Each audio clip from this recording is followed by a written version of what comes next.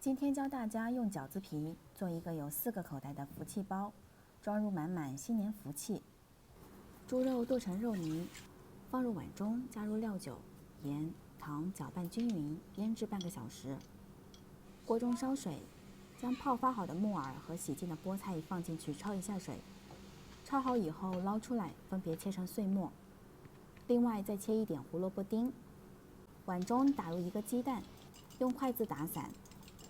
锅中倒油，油热后把鸡蛋液倒入锅中炒散，盛出放在案板上面，用刀切碎。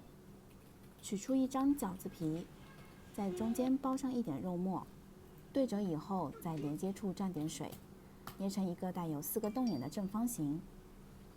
随后把准备好的4个菜末放进去，包好以后放在盘子中间。锅中烧水，水开以后把盘子放上去蒸20分钟就可以了。